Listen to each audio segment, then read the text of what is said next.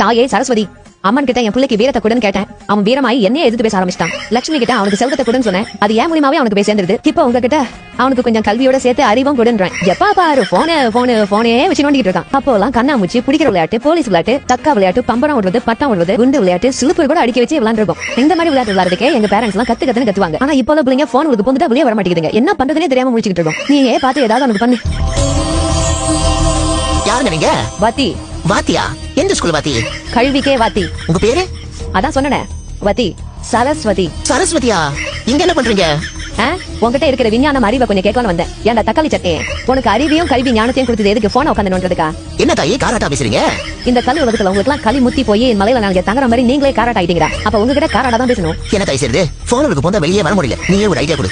சரி, எனக்கு உனக்கு ஒரு 30 நாள்ல சேலஞ்ச் வச்சுக்கலாம். சேலஞ்சா? என்ன சேலஞ்ச்?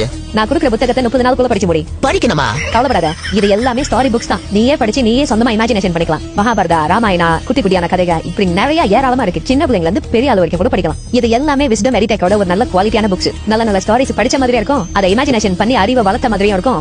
உன் பழக்க வழக்கத்தையும் மாத்தின மாதிரி இருக்கும். 30 நாள் இந்த சேலஞ்ச் பண்ணிட்டா எந்த ஒரு விஷயத்தையுமே 30 ல 40 நாளுக்குள்ள பிடிவாதமா விட முயற்சி அதை செஞ்சுட்டா அது பழக்க வழக்கத்துக்கு வந்துரும். சரி, அல்ல 30 நாள் இந்த சேலஞ்ச் பண்ணிட்டா என்ன தருவீங்க? 30 நாள்ல 30 புக்ஸ் படிச்சேன்னா 300 புக்ஸ் தருவேன்.